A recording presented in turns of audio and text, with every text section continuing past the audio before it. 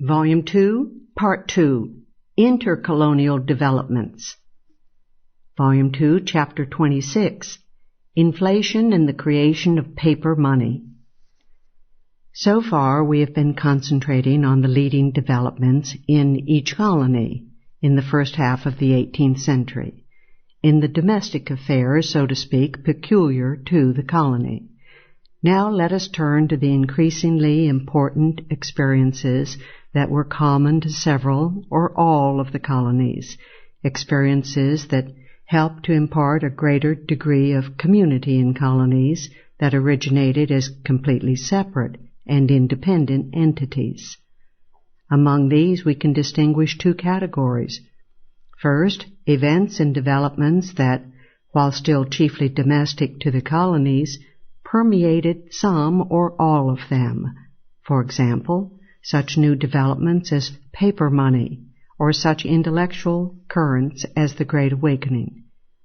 Second, foreign affairs, that is, the emergence of common relations and problems outside the colonies, specifically relations with Great Britain and the British Empire, with the other European colonies in North America, France and Spain, and with the Indians, the last two spheres often blending. Many of the predominantly domestic questions, of course, had external ramifications, particularly vis-à-vis Great Britain. Turning first to domestic developments shared by the various colonies in the first half of the 18th century, one of the most important was the creation of an entirely new and destructive economic device, paper money. Apart from isolated China during the Middle Ages, money had always emerged on the market as a useful commodity, whether goods like tobacco and grain, as in the colonies, or the more widely used but more expensive gold and silver. In any case, the monetary commodity could only be produced as other goods were, by the use of labor and capital to transform material resources into more desirable forms, for example, by growing and picking tobacco or by mining gold. Again, as in the case of other goods, the monetary commodity could then be acquired either by direct production or by purchasing some other good or service and exchanging it for money. National monetary units were not regarded as independent entities in any sense, but merely national names for units of weight of gold or silver. Hence, foreign coins of varying weights of gold and silver could and did easily circulate throughout the world, if unhampered by government regulations, since their value rested in their specie content rather than in their name. Until the 17th century, money was gold or silver or some other commodity, and there was no way to increase its stock except by purchasing more of the metal. The kings and princes, it is true, found a way to increase their share by debasement, devaluating the specie content of the national coin and unit, and keeping the remainder, the seigniorage, for themselves. Credit exchanges and merchant banking developed during the flowering of commercial capitalism of the medieval northern Italian cities.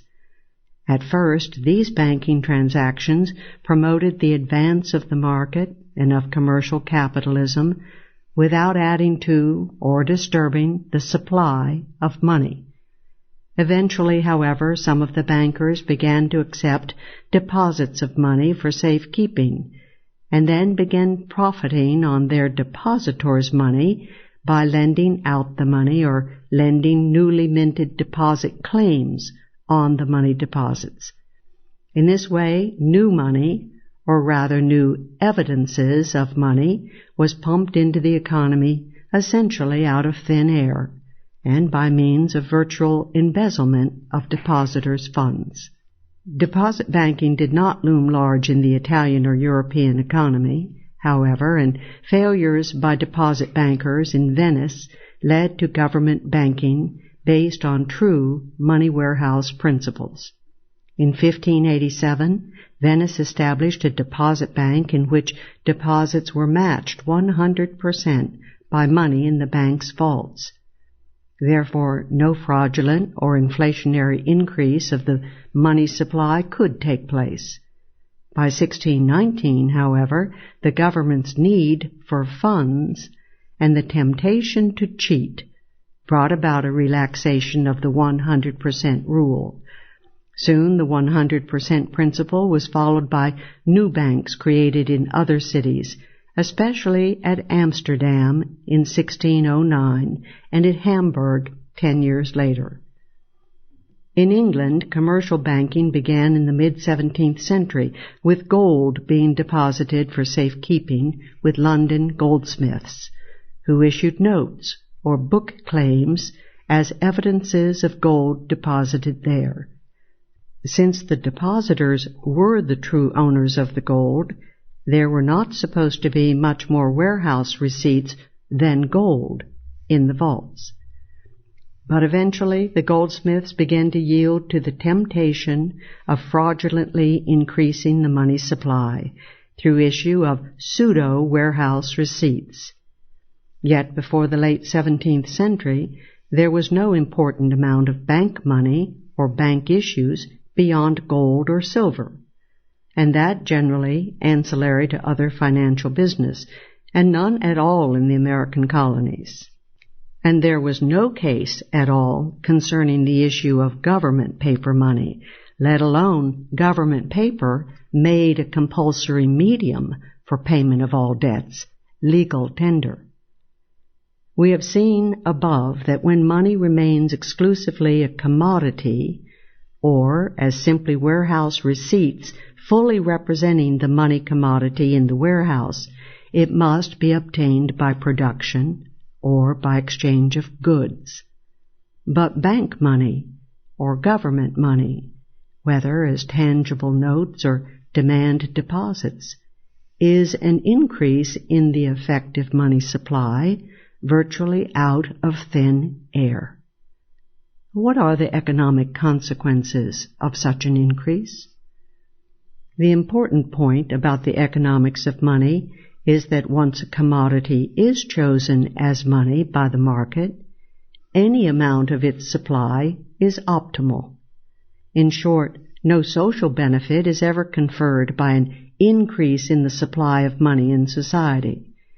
This contrast to other useful goods is due to the fact that money is used only for exchange of other goods. It does not, like other goods, perform its service by being used up in production or consumption. Money exchanges with all other goods on terms set by the market. These terms, established by the interplay of market supply and demand, constitute the array of money prices in society. If the supply of money in society should increase, the purchasing power of each unit of money relative to goods will fall. That is, prices will rise. If the supply of money should decline, then the purchasing power of each unit will rise. Prices will fall. In short, an increase in the money supply only dilutes the effectiveness of each unit of money, for instance, the gold ounce. A fall in the supply raises the power of each unit to do its work. Whatever happens to the supply of money, prices will thus adjust themselves so as to carry on the work of exchange as efficiently as possible. No one size of the money stock, then, is better than any other. An increase in the supply of gold or silver, therefore, confers no social benefit by increasing the supply of money.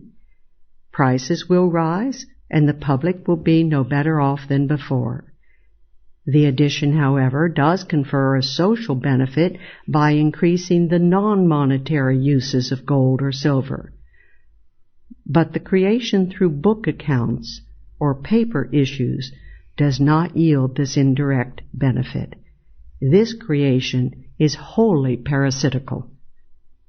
If the creation of bank money or government paper is not socially useful, this does not mean that its economic consequences are trivial or unimportant. Quite the contrary. For the creation of paper money severs the vital market link between production and income. For now non-producers are able, so to speak, to counterfeit, to create their own money, and to use it to bid away resources from genuine producers. Money creation, in short, redistributes income and wealth from producers to legalized counterfeiters, and to the witting or unwitting beneficiaries of this counterfeiting. Second, this redistribution is effected by subtle and silent means, and this does not raise the opposition provoked by the more direct bludgeon of, say, taxation and government spending. Third, the inflation, issue of notes or deposits beyond the stock of specie, weakens and ultimately wrecks the integrity of the monetary unit. For the unit now must embrace pseudo-warehouse receipts and fraudulent dollars or pounds or francs, which do not at all represent actual weights of the money commodity. As a result, all the users of the money will be hurt and will find their money declined in value. In fact, the market will quickly tend to depreciate the paper money or bank notes in relation to genuine money, and this might happen even if government bolsters the use of money by force, for example, by declaring it legal tender. Creation of paper or bank money, inflation, therefore, confers a special privilege on some groups at the expense of the producers and at the expense of the society's money. The groups that benefit include the first issuers and receivers of the new money, those who sell to them, and generally those whose selling prices rise because of the inflation before a rise in the prices of the goods they have to buy. These groups gain by imposing losses on those to whom the new money is the last to trickle down, that is, those whose buying prices rise before the prices of the goods or services they have to sell. Debtors always gain from the rise in prices caused by inflation. They can then pay back their loans in money of lower purchasing power than they had borrowed. Furthermore, if the new money is loaned out by government or banks, debtors may benefit from the artificially low interest rate on the loan. Creditors, conversely, are always among the groups injured by inflation, for they receive the inferior money, and interest return on further loans is artificially lowered if the new issue appears on the loan market. Landowners generally benefit from inflation. Land prices usually rise more rapidly than most other prices, and lowered interest rates have a particularly strong impact in raising the values of an extremely durable good such as land. Since landlords, especially speculative landlords, are often debtors as well, they have a multiple incentive for favoring inflation. Land speculators who borrow to invest in large tracts of virgin land have particularly gravitated toward the vanguard of the advocates of inflation. American historians, recognizing the interest of debtors in promoting inflation as a subsidy for themselves, have generally made a grievous error in applying this insight to the American past. They have assumed that debtors and creditors are fixed, identifiable classes, and that debtors have consisted of poor farmers and creditors of wealthy urban merchants. The fallacies in this disastrous typology are numerous. Debtor and creditor refer not to fixed occupational categories. A man is not born into the status of debtor or creditor, and anyone may shift continually from one category to the other, or to neither one.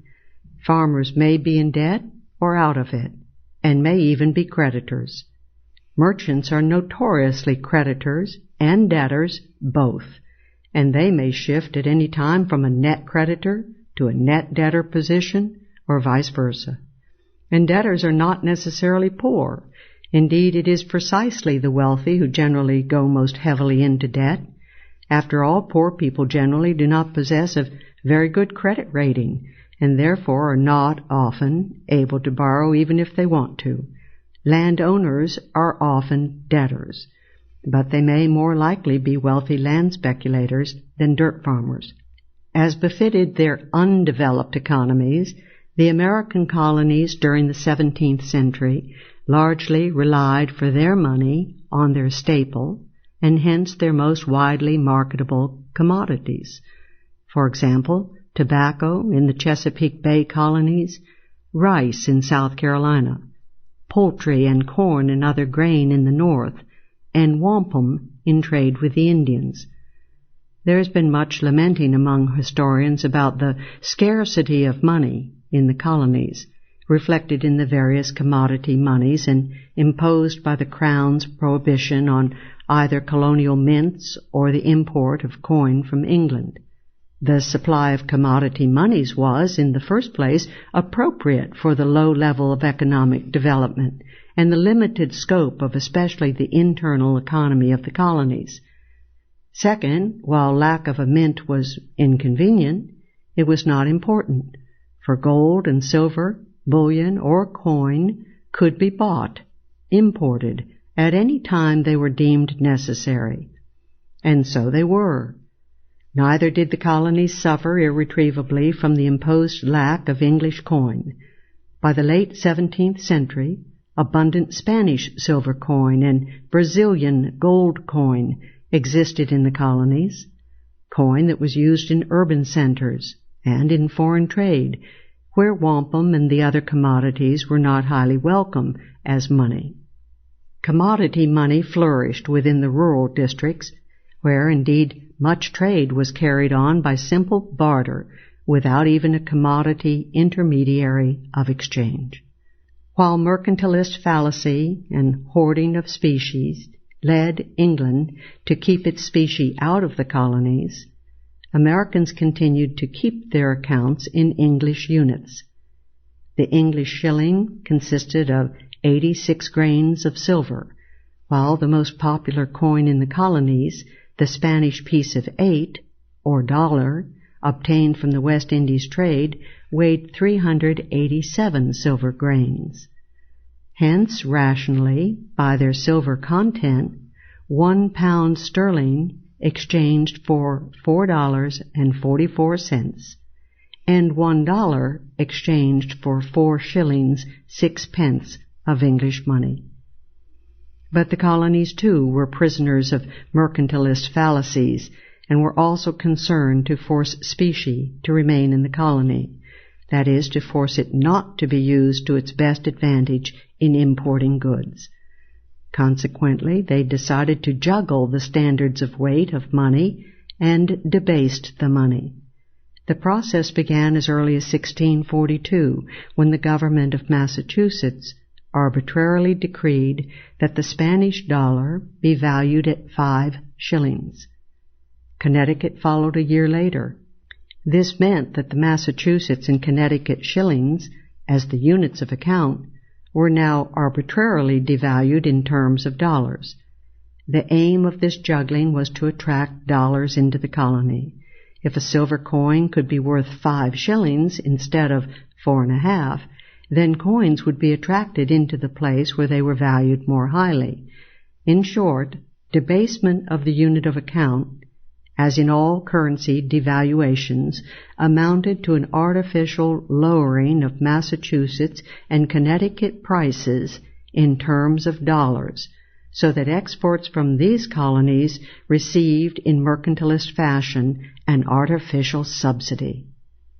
If exports were encouraged by the debasement, imports from abroad were similarly discouraged, and this could only injure the colonial consumers dependent on foreign goods.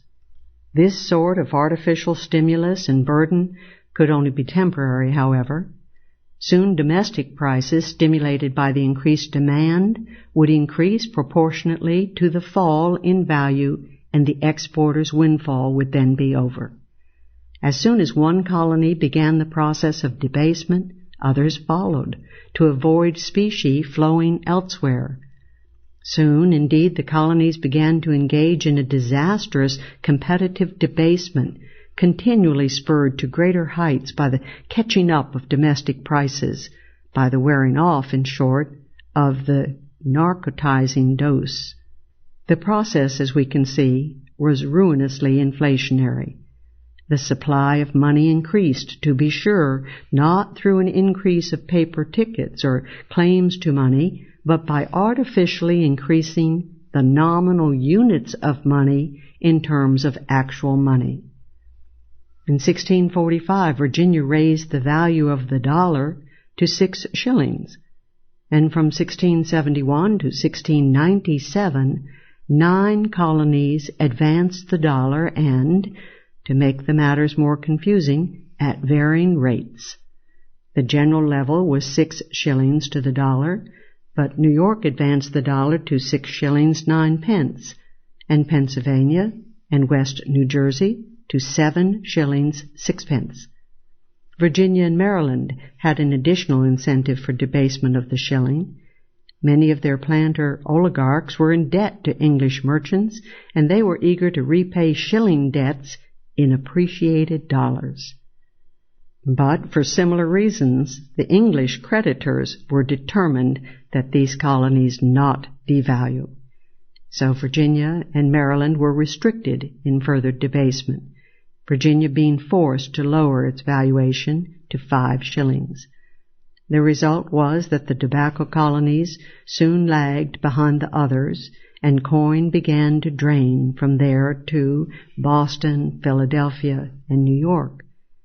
This meant, however, that Southern planters began to buy their supplies from the Northern merchants artificially favored by debasement rather than from the English merchants. England finally decided to stop the competitive debasement and to insist on a uniform evaluation of money throughout the colonies. The English decree was, in fact, not only overdue, but also excessively lenient. In 1704, the Crown proclaimed 6 shillings as the maximum value of Spanish dollars, thus allowing a 1/3 rise from the real free market value of 4 shillings 6 pence. The proclamation had no provision for enforcement, however, and so the northern colonies and South Carolina continued to stamp a higher value on the dollar than did Virginia and Maryland. Consequently, Parliament enacted the proclamation into law in 1707 with penalties for violations. The colonies soon found another way to juggle monetary standards fraudulently and at the same time evade the regulations. Forced to assign a certain shilling value to Spanish dollars, the colonies turned to arbitrary changes in the value of silver itself. The true sterling value of silver, gauged by the silver content of English money, was 5 shillings 2 pence per ounce of silver. At the depreciation of silver set by Parliament's maximum of 6 shillings to the dollar, an ounce of silver was worth 6 shillings 10 pence. But the colonies now began to raise the shilling value of silver generally to 8 shillings per ounce or even higher. When England properly protested this patently crude violation of the law, the assemblies of Massachusetts and New York refused to appropriate money for the government, except at their own proclaimed higher rates, and thus won their way. Neither did the other colonies bother to obey the law, with the exception of Maryland and Virginia, where the maximum continued to be rigorously enforced. Indeed, Virginia set silver even lower than the proclaimed maximum at 5 shillings 2 pence per ounce.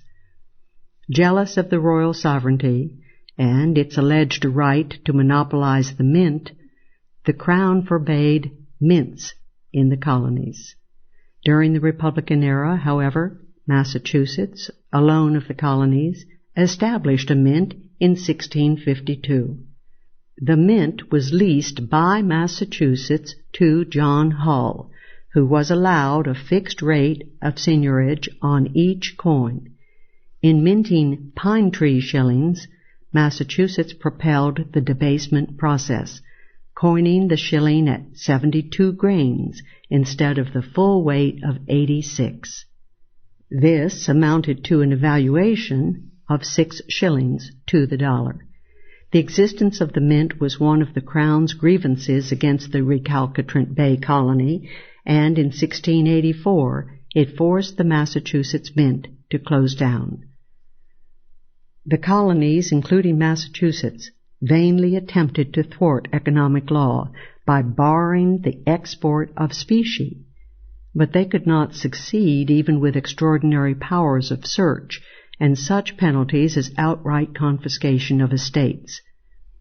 It soon began to dawn on the colonists that there was a far easier way to inflate the money supply, and to a far greater extent, than by juggling the standards of weight or value of money, the creation of money out of mere paper. In 1641, the English mercantilist Henry Robinson hailed the Italian banks, able to inflate banknotes beyond the stock of specie.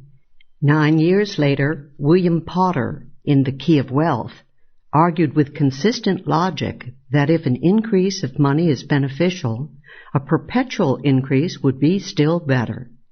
The creator of numerous such schemes, Potter would have his notes secured by the nation's land. Potter failed to see that the price of land increases along with other assets in an inflation, so that land would hardly check a paper inflation. He also failed to see the essence of bank money and its value as a claim to standard money. A loan bank to issue vast quantities of new money, particularly a land bank to lend on landed security, naturally enchanted leaders in New England. In 1663, Governor John Winthrop, Jr. of Connecticut urged land banking upon his fellow members of the English Royal Society. Taking the lead in proposing a land bank was the influential Reverend John Woodbridge of Newbury, Massachusetts. Woodbridge, directly inspired by Potter, proposed a bank that would issue and lend notes. Woodbridge tried the scheme abortively in 1671 and 1681, and then set forth his views in trying to organize a fund bank in 1682. Increased money, wrote the Reverend in a nutshell, multiplies trading, increaseth manufacture and provisions for domestic use and foreign return, abateth interest.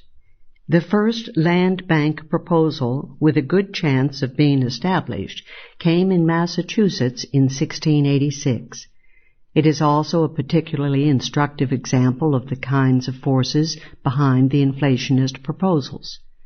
The originators of the scheme were emphatically not poor debtor farmers. On the contrary, they were precisely the ruling oligarchy of Massachusetts. The year 1686 saw Massachusetts ruled by Joseph Dudley and his associates in plunder. On assuming office, Dudley and his council appointed a committee of leading merchants and other citizens to study trade conditions. The committee, led by Captain John Blackwell, reported with a proposal for a bank whose notes would be forced on the people as legal tender. The plan was to include all the leading oligarchs of the Dudley era in the directorship of the bank: Dudley himself, William Stoughton, Waite Winthrop, Simon Lind, Elisha Hutchinson, Elisha Cook, and others. No notes were to be issued below 20 shillings in denomination to ensure that the bank would be largely limited to the wealthiest citizens. The bank was to have no specie capital whatever, though individual directors were to bear responsibility. The plan was abandoned with the arrival of Andros. The Glorious Revolution in 1688 inspired new talk of the Blackwell Bank, but again the proposal fell through. Paper money finally came to Massachusetts not in the form of a land bank's notes, but as the first issue of government paper money in the world, apart from medieval China. There is a single exception, the card money of Quebec. In 1685, the governing intendant of Quebec, Monsieur Meules, decided to augment his funds by dividing some playing cards into quarters, marking them with various denominations, and then issuing them to pay for wages and materials. Meules took the precaution of ordering the public to accept the cards, that is, legal tender. The cards were later redeemed with specie sent from France. Used repeatedly in Quebec, the money became playing tickets rather than playing cards.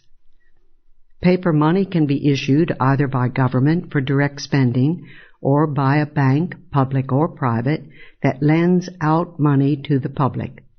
While the former is cruder and more flagrant, it actually has less harmful repercussions on the economy. For given the same amount of monetary issue, lending out the new money inflicts additional distortion on the loan market and interest rates, which fact generates the familiar features of the boom-bust trade cycle. The fateful plunge of Massachusetts into paper money came through direct spending rather than lending. Massachusetts had engaged in an expedition of plunder against French Quebec, an expedition it hoped would more than pay for itself. But, as luck would have it, the expedition failed ignominiously, and Massachusetts was faced with the grave problem of paying the salaries of its soldiers, who were on the edge of mutiny.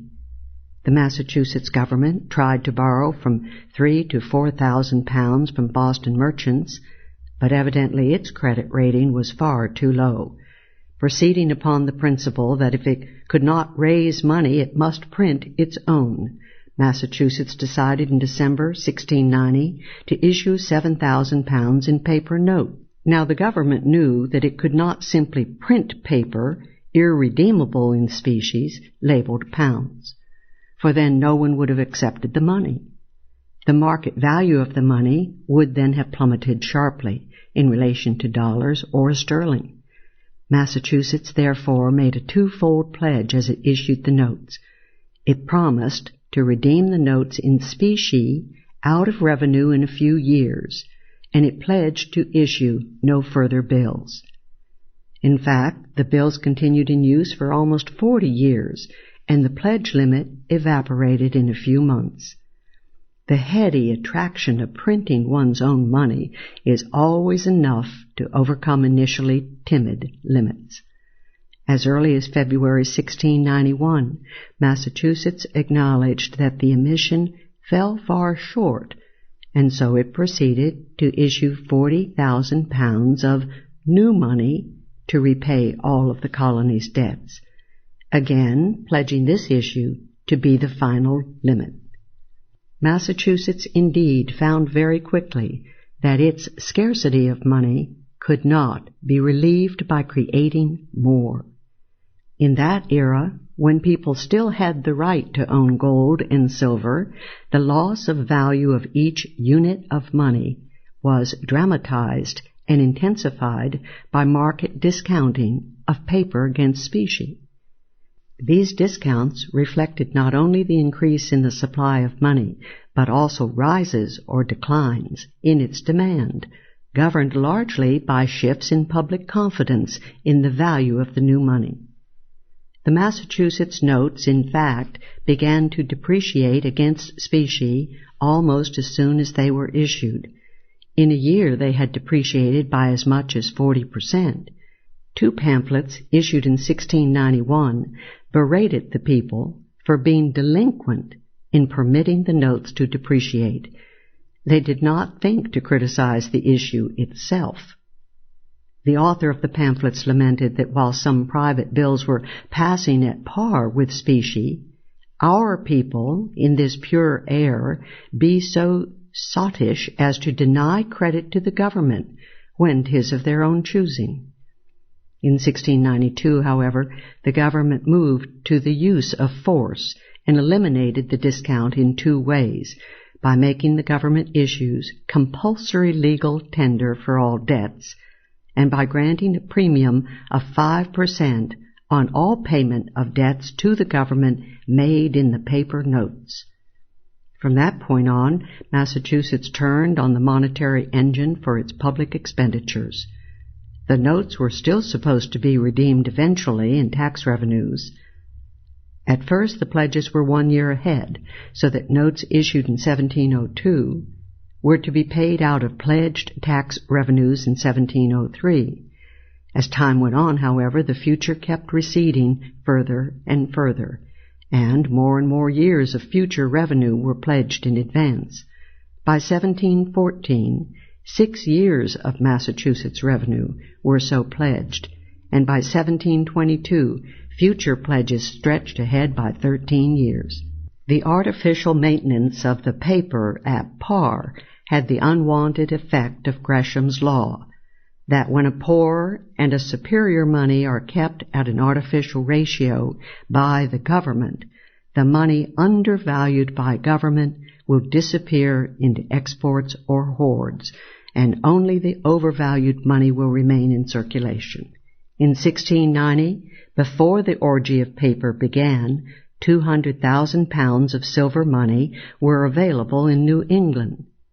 By 1714, 240,000 pounds of paper money had been issued in New England, but the silver had disappeared from circulation. Massachusetts had increased the inferior money in circulation at the expense of displacing the superior. Furthermore, market depreciation against silver had only been checked for a time. The push of the Massachusetts issues over the brink came in 1711, when 500,000 pounds in notes were issued to pay merchants for the failure of another plunder expedition against Quebec. The issue led to the hoarding and exporting of silver, and to a 30% depreciation against silver. For while the Massachusetts money was officially 7 shillings to the silver ounce, it had now fallen on the market to 9 shillings per ounce. By 1714, Massachusetts, after a generation of hopefully alleviating its so-called scarcity of money, found itself with its silver gone and with the paper money, despite its efforts, rapidly depreciating. It was faced, therefore, with yet another shortage of money, and with a crossroads.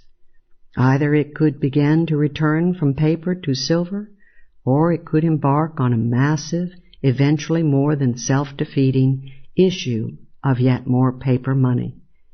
The former course was not seriously considered.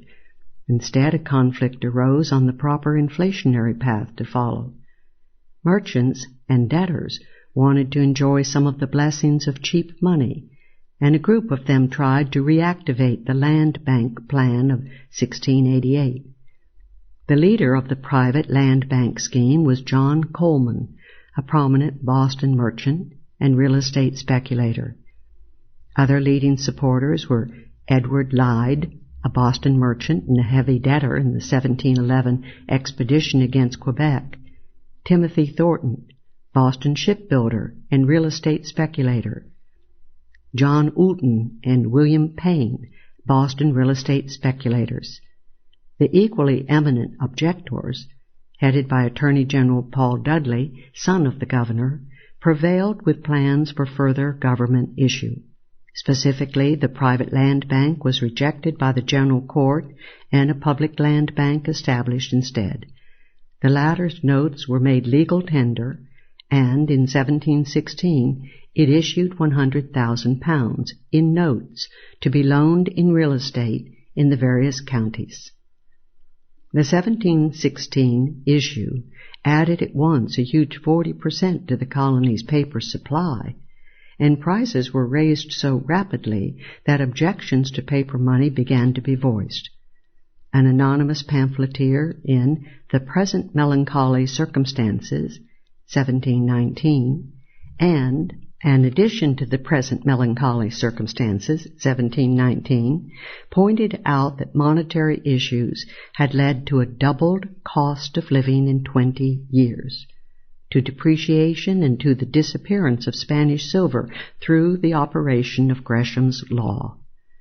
The author advocated calling in some of the notes in order to increase the value of the money.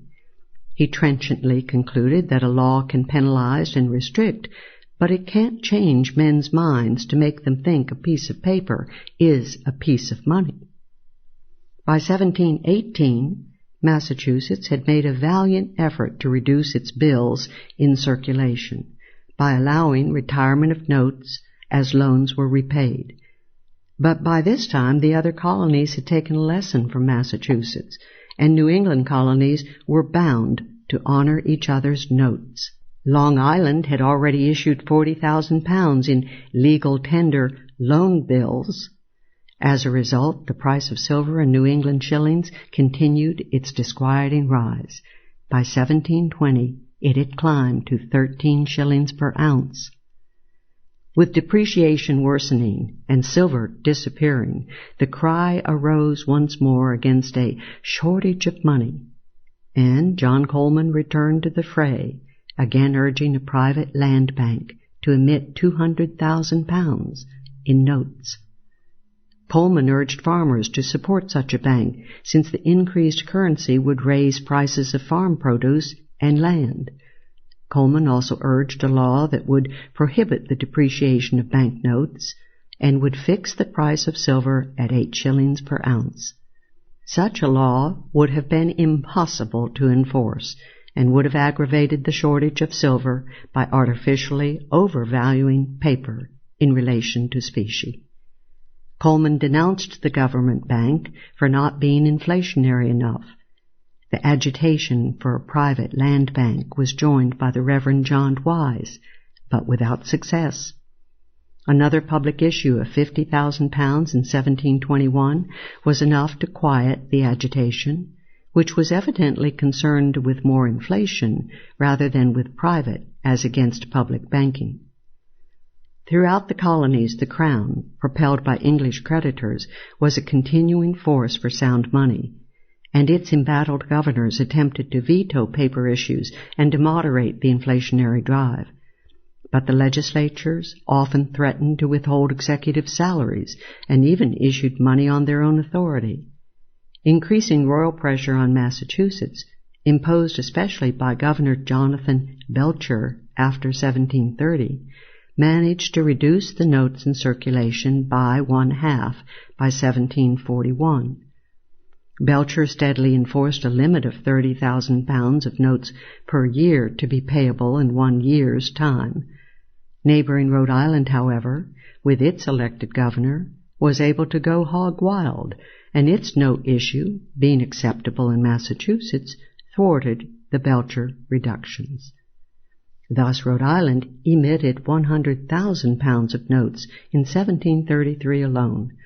As a result, silver rose further to 19 shillings per ounce, and by the late 1730s to 27 shillings an ounce. The other colonies followed the lead of Massachusetts during Queen Anne's War to pay for military expenditures. South Carolina was the first to issue paper in 1703 to pay for an abortive plunder expedition against St. Augustine. Rhode Island began its reckless career of inflation in 1710 to pay for its share of an aggressive expedition against Port Royal in Nova Scotia.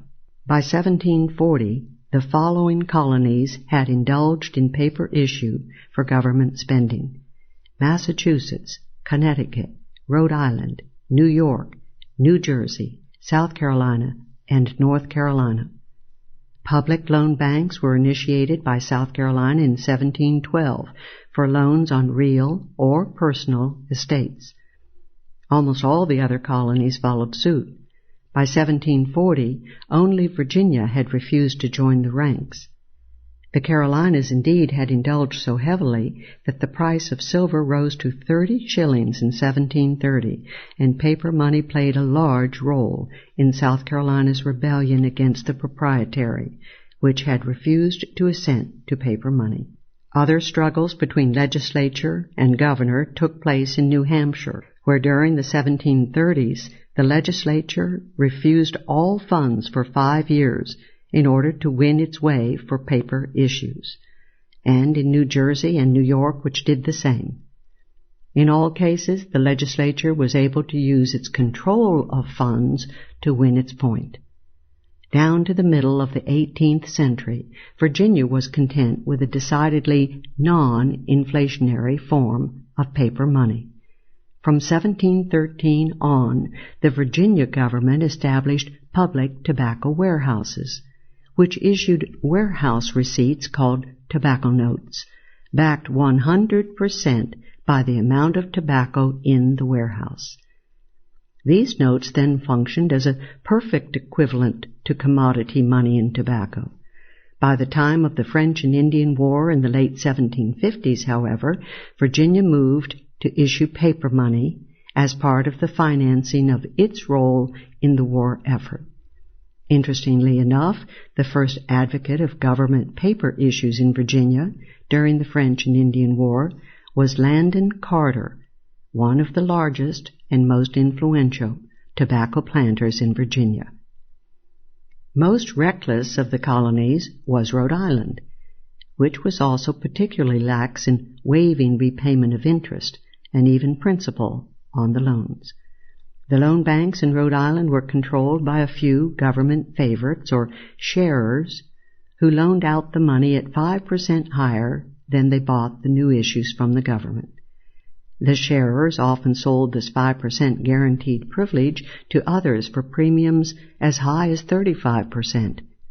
In 1759, over 50,000 pounds of outstanding loans in Rhode Island were found to be unpaid and uncollectible, and this constituted a full 11% of the outstanding note issue for the land banks of that colony.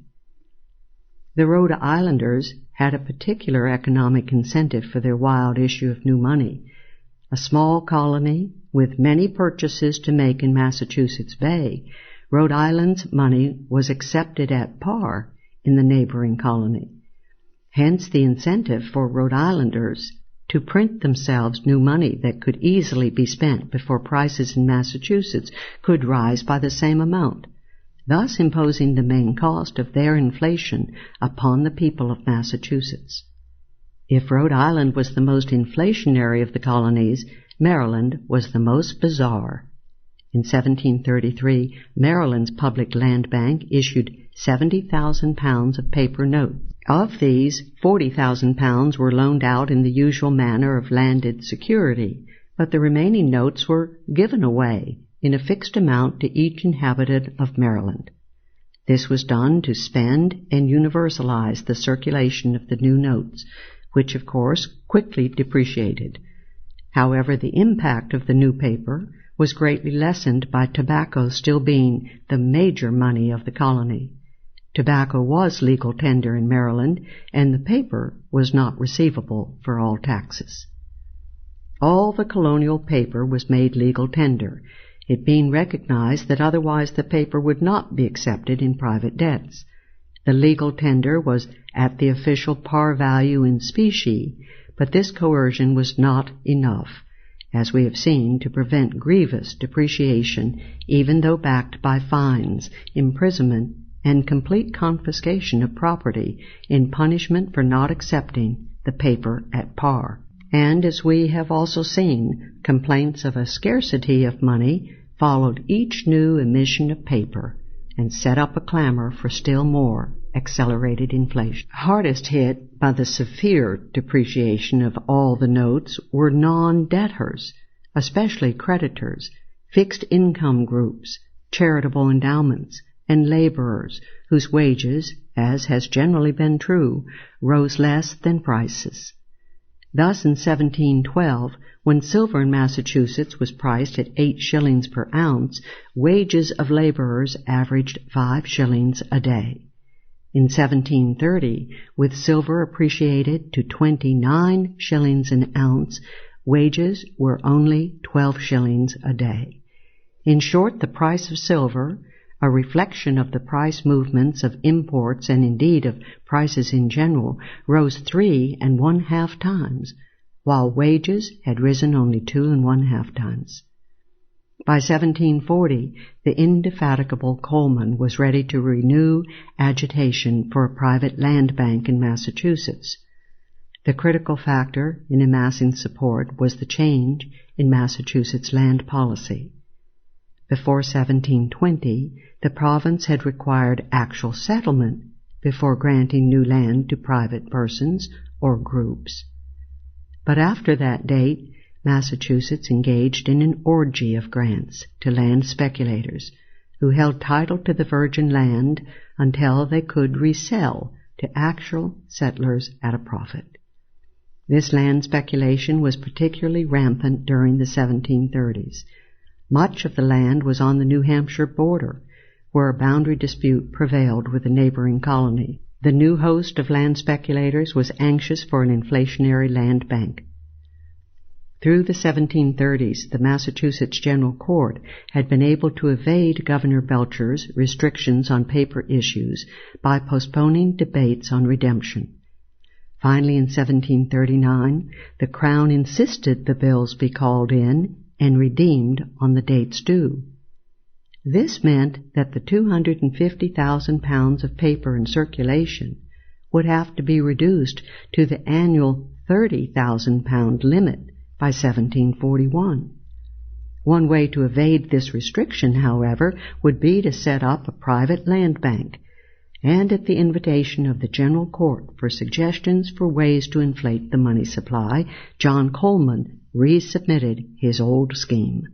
While it was largely a land bank emitting irredeemable notes, Coleman broadened the appeal by permitting loans on personal property as well. It was also proposed that loans be repayable, not only in banknotes, but also in such commodities as hemp and iron, the aim being to subsidize local manufacture of these products. A competing group of merchants made a rather sounder proposal, the notes of which bank could at least be redeemable in specie after 15 years. Both proposals were led by prominent and wealthy citizens. While the competing silver bank was backed by such wealthy Boston merchants as James Bowden, Samuel Wells, Joshua Winslow, and Andrew Oliver, the subscribers to and directors of the land bank included Samuel Adams, a wealthy Boston brewer, Peter Chardon, son-in-law of Coleman and one of Boston's wealthiest merchants, the wealthy Roxbury lawyer and landowner Robert Auchmuty, George Leonard of Norton, a large iron manufacturer and one of the biggest landowners in New England, and Samuel Watts, a merchant who owned a third of the land in Chelsea. Throughout the towns of Massachusetts, large landowners and land speculators were conspicuous in the ranks of land bank subscribers. The Assembly favored the land bank, but Governor Belcher and the Council refused to agree to either scheme. Failing to obtain incorporation, both the land bank and the silver bank proceeded to print new money anyway. Failing to obtain incorporation, both the land bank and the silver bank proceeded to print new money anyway during 1740, and Belcher was not able to persuade the Assembly to outlaw these emissions. The new land bank issued over 49,000 pounds in notes, a hardly risky enterprise, since the bank could issue pure money without having to redeem it in anything else. Governor Belcher promptly and properly used his position to warn the people of Massachusetts against this private inflation. He warned that the notes were unsound and tended to defraud men of their substance. Belcher also formed an alliance with the Silver Bank, persuading the latter to make its bills far sounder by agreeing to redeem them in specie upon demand. The Silver Bank refused to accept land bank notes, while the governor removed all government officials who received or paid land bank notes, going to the extent of prohibiting lawyers from receiving the notes when pleading cases before the council. Many merchants and businessmen, including 145 in Boston, and 74 in Newport, publicly agreed not to accept any of the unsound land bank notes. The idea of a land bank for one's own creation of money out of thin air enchanted many in Massachusetts. The number of subscribers to this open sesame for profit soon swelled from nearly 400 to over 900. Moreover, petitions for more land banks arose in several other towns and counties in the province. The enthusiasm, indeed, for the land bank was easily comprehensible. A majority of assemblymen were themselves subscribers. But if stockholders were delighted, the note holders were not. In 6 months' time, the public was almost universally refusing to accept the notes. Inflationists are always prone to blame everyone but themselves for the consequences of their own actions. As the land bank notes began to depreciate and to be refused in trade, land bankers began to mutter about a march on Boston to try to force merchants to accept the notes. The final blow to the mischievous land bank was delivered by Parliament, which in 1741 granted the request of several Massachusetts merchants and of Governor Belcher, and outlawed land banks in Massachusetts. The prohibition covered the silver bank as well.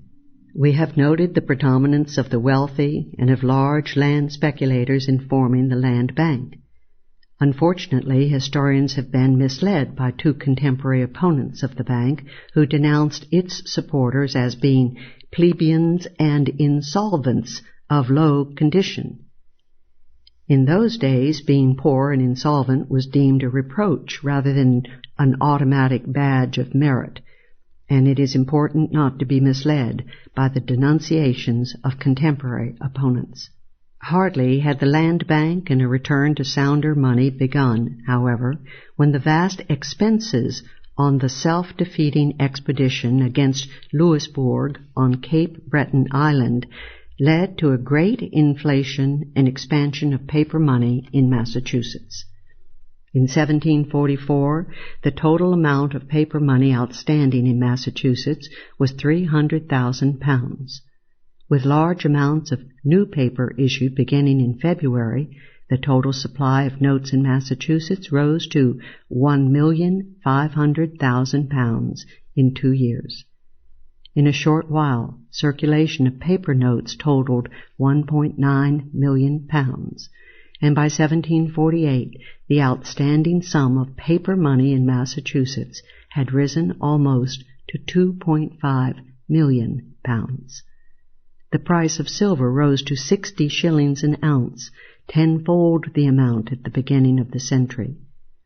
Original self-imposed limits on note issue had long since been forgotten, and early promises of yearly redemption were also forgotten, as the period of future pledges of revenue gradually lengthened to 25 years. In some colonies, interest and principal on the loans were in extensive default. The saga of paper money inflation and its depreciation was repeated from colony to colony. Demands for more money, leading to depreciation and higher prices, set up further and accelerated clamor for yet more money to alleviate the continuing scarcity. If the original par between sterling and the dollar is taken at 100, then sterling in Massachusetts was down to 133 in 1702, $1 equaling 6 shillings. By 1740, Massachusetts sterling had depreciated to 550, and by 1750 to 1,100, a depreciation of 11 to 1 compared with par. Depreciation in Connecticut had reached 9 to 1 by that time, and in North Carolina and South Carolina depreciation had reached 10 to 1.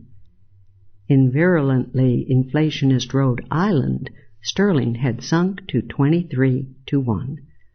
The least depreciated paper was the least inflated, in Pennsylvania, but even here specie had appreciated to 80% over par. Finally, after the end of King George's War, Parliament decided to grant Massachusetts a substantial sum as compensation for its expenditures during the war.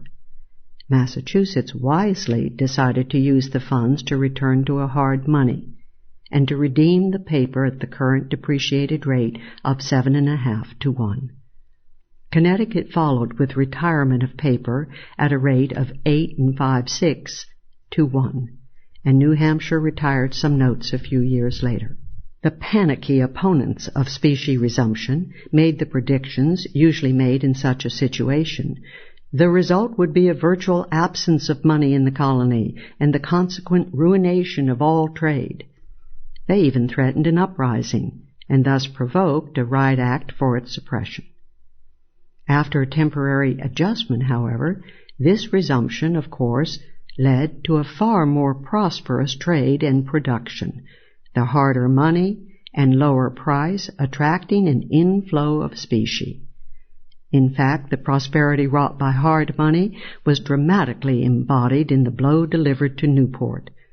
Newport had been a flourishing center of West Indian imports for sections of Massachusetts, but after 1750, with Massachusetts on specie and Rhode Island still on depreciated paper, Newport lost its trade to Boston and languished in the doldrums.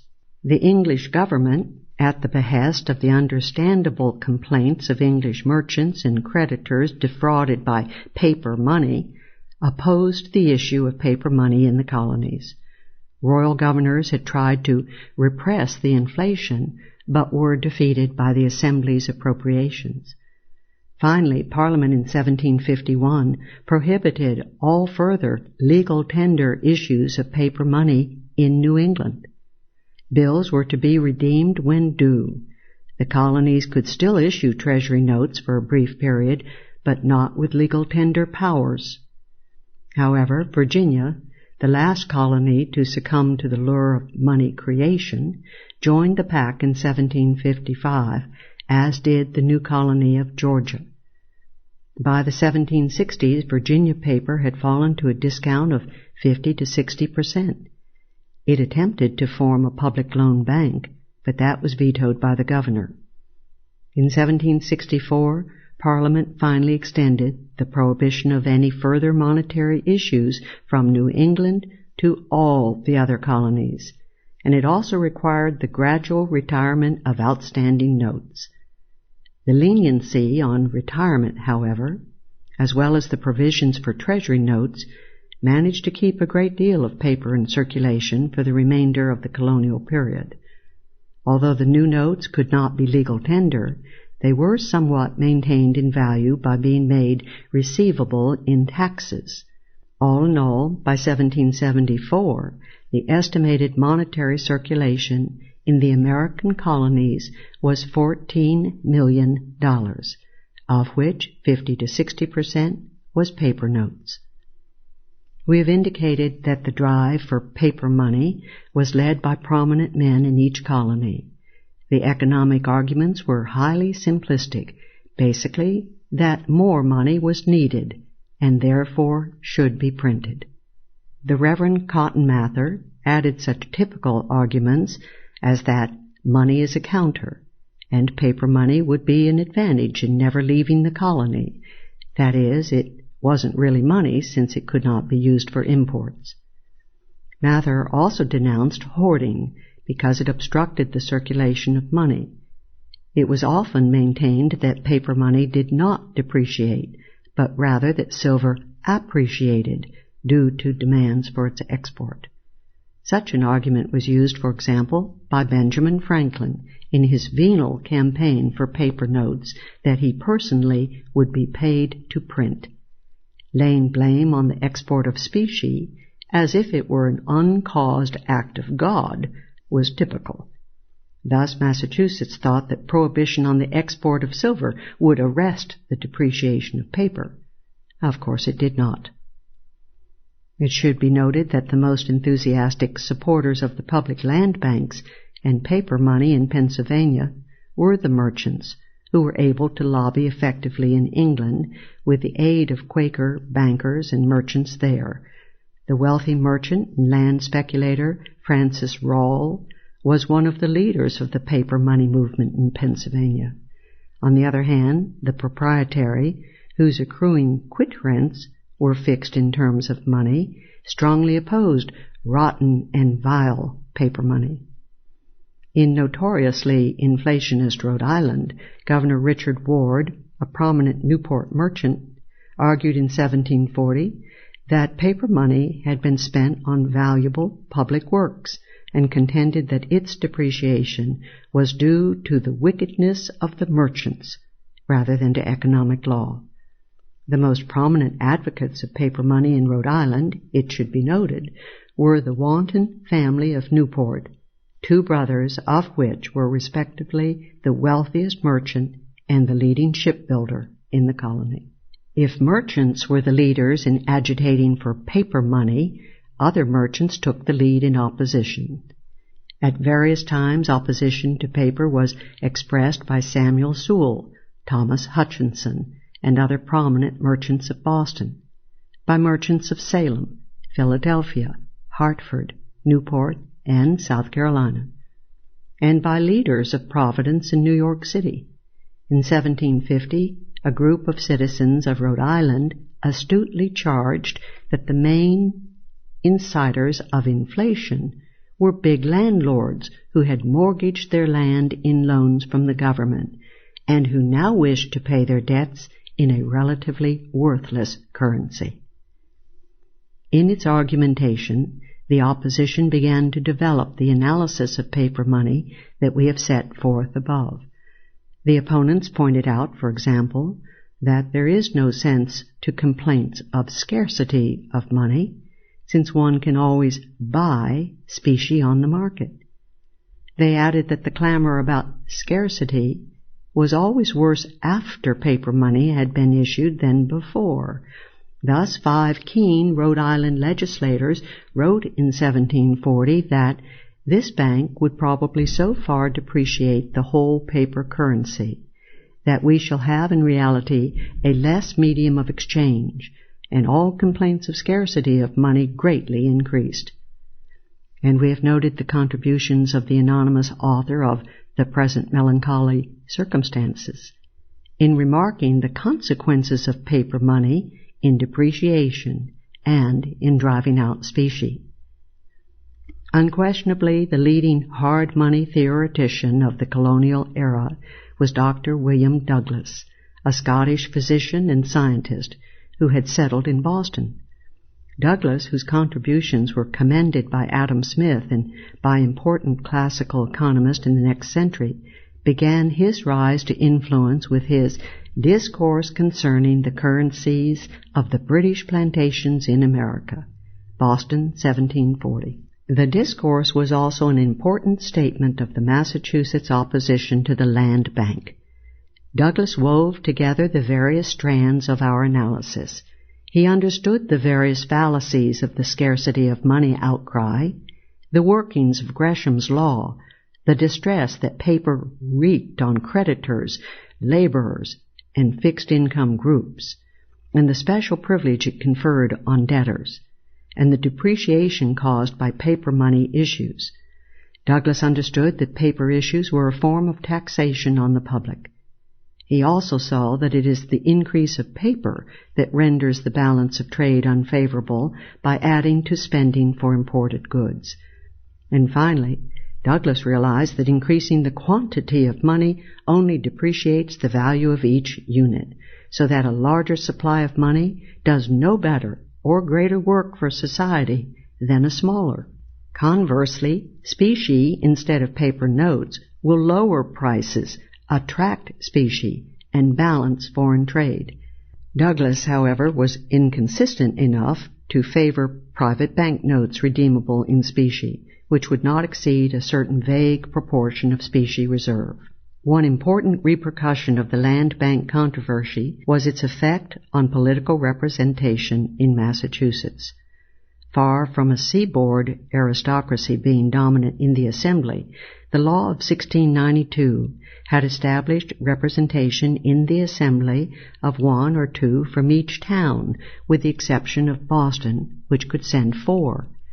This meant that as the colony grew and new towns were created, the assembly became more and more heavily dominated by the rural towns.